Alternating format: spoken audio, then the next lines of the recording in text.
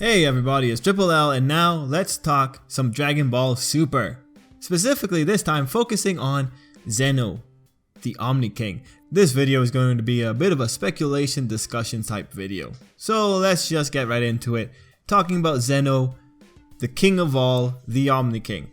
So if there's one thing that has been established, it's that there is no one above Zeno. His strength is so much that the kid doesn't fight, he just destroys and creates. Now me personally, I don't think Zeno is able to destroy because his power level is astronomical. I just think it happens because it's part of his nature as Omni King.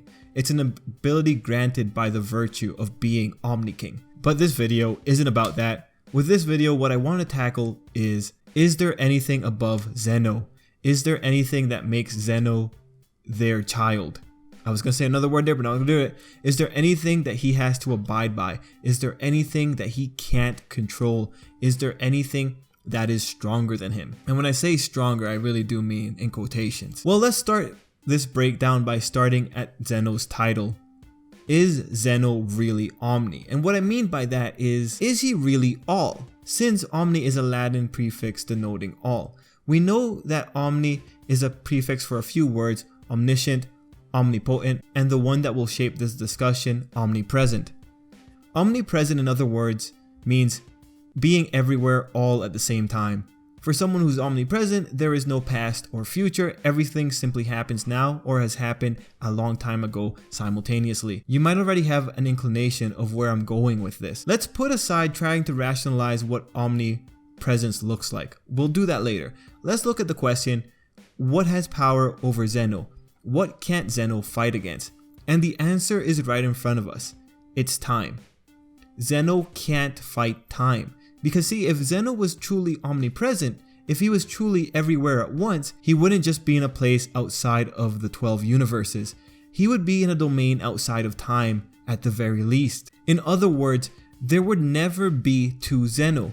There would only ever be one. The one that presides over all of existence, including the split timelines. But the presence of the second Zeno is the direct proof.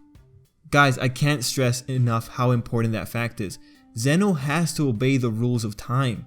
He is caught in time's current. Time affects him, not the other way around.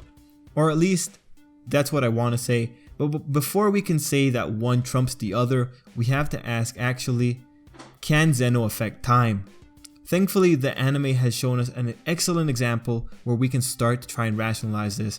The time that Zeno wiped out the future.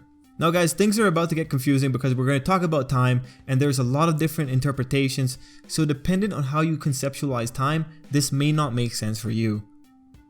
So looking at the anime, Zeno erased the future reality. We saw him floating in a pretty void. The first thing to ask is, did Zeno wipe out time along with it? Well, first big problem.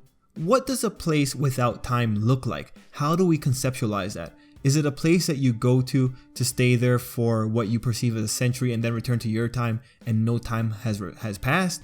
But then in that case, you're using a place of time as a reference point. You're using your own personal timeline as a reference point, thus introducing time to the equation somehow. Or do you draw a line, get fundamental, and declare that time is the rate of change, in which case entering a place without time should freeze your perceptions since a human body can't function without that specific dimension, the dimension of change in time? Or do you go the opposite extent and say that if you're in a place without time, you should experience your past, present, and future all at once? Or do you want to pull a maneuver like an ambassador and say that the ground you walk on has a time domain by virtue that you are a being that has time, thus introducing time in a timeless place? That approach probably has some merit since we have seen Hit is able to walk in a space of no time or frozen time.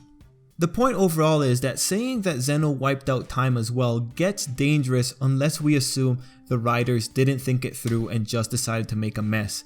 But thankfully, we have other things that we can use to rationalize this, those being the time machine and the time rings. And right now, I'm gonna say I absolutely love and hate the time rings. So let's look at the time machine and structure an argument. The time machine goes between the past and the future of any two realities. We have to add in the realities part to account for jumping across timelines. Therefore, a time machine cannot go somewhere where there is no time. So then this becomes dubious because logically the time machine should be able to jump to the parallel world since the parallel world had a past. But if the parallel world became timeless, would it still carry a reference point to say that it had not always been timeless? Because if it has a reference point to say that it was not always what it was, then it has a past. So we have to ask, does the nature of being timeless eliminate past just by the nature of it existing? So it gets pretty dubious. Let's screw the time machine. Why use a machine when you have God magic? And our proof that time was not wiped out is right here, the time rings. Each time ring is a physical representation of a timeline. It gets created when a new timeline is born. At the end of the Zamasu arc, there are 6 time rings. Therefore, time was not wiped. The timeline still exists, and within that passage of time, there is just an empty void that has time acting on it. Now here's why I hate the time rings. The events I mentioned before about the time rings are true for the anime. In the manga, there's only 5 time rings. One of them got destroyed when Zeno wiped it out, which raises the question, how did the time machine go into a world that according to God magic does not exist? Remember, the time rings represent the creation of alternate timelines. Since the ring was destroyed, the timeline can't exist. But then, the time machine does just that.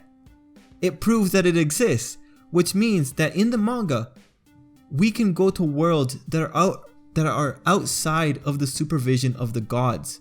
And also, another thing on the time rings prevent the butterfly effect. It's messed up, man. The time rings break too many rules. I hate them. Anyway, keep in mind the thing about going to worlds outside of Kai's supervision. We'll come back to that later. And let's look at Zeno in the anime. We're ditching the manga. Zeno didn't demonstrate the ability to wipe out time in the anime and also demonstrated that he could be split by time.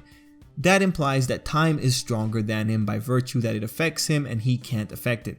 I think it's reasonable to say that. The reason it's important to say that it is stronger though is because this is Dragon Ball, the series where the powers get bigger and bigger enemies get introduced. So if hypothetically there existed a being that ruled over time or was the embodiment of time itself, then well, Zeno would probably be trumped. Now, I know the video games have the Supreme Kai of Time and a bird that creates time, Toki Toki. I don't want to mix up lores, so I won't jump into it, and thank God, because Xenoverse makes the entire thing more complicated. It has its own cosmology. It's really interesting, but we can't apply it here. Overall, I think time is probably a force over top of Zeno in hierarchy, and if we ever get a character that is time itself in a parallel to the way that Zeno is all, it would be really interesting. And guys, think about it. Wouldn't having 2 Kings of Alls interacting be a big no-no? Think of how many stories, how many narratives have a past and future self meeting being absolutely terrible for the universe. If Dragon Ball Super goes on long enough, isn't it more likely that someone will step in to deal with that situation? Ideally, someone higher up than the Time Patrol. But yeah, going back to Xenoverse. Xenoverse, like I said, has its own time theory that really mucks everything up and I don't want to consider it. And truthfully, I think the Xenoverse writers are smarter and more clever than the anime writers. That said, I like thinking of these type of things as completely separate realities, not just parallel realities, separate realities, and this ties back to the manga. The time machine was able to go somewhere that doesn't exist within the supervision of gods. After all, the group went to a timeline which had no time ring to represent it. So what if there's more spaces that don't have something that denotes their existence to our guys? Because guys, the 12 universes all exist in the same reality that Zeno inhabits. If there are other whole realities, whole dimensions, then maybe this is the next stage of Dragon Ball Super. Heck, maybe when Zeno erases something, he doesn't just erase it. Maybe that's how it's interpreted to the universe and to the viewer, but maybe it's more like he takes it off the record. More like he develops an unmonitored reality. There's a lot of potential for fully fleshing out what exactly happens, but I think for now it's easier to just assume he does flat out erase it. That said, the interesting notions that come out of the manga are that unsupervised realities can pop into existence and we can travel to them. Anyway guys, that's pretty much the end of the video. My overall conclusion, I think time is a force over top of Zeno, and the proof is the fact that Zeno is split across time. There are different iterations of Zeno. Guys, let me know what you thought of the video down below. Let me know if you like this idea. Let me know if you have any other interpretations for time. Let me know if I missed anything, because time gets pretty confusing to talk about. And like I said, it has different models. If you guys have something that you think shoots holes in this idea, let me know down below. It's always good to learn. Anyway guys, thanks for watching. I hope you enjoyed, and until next time, I hope you have a great day.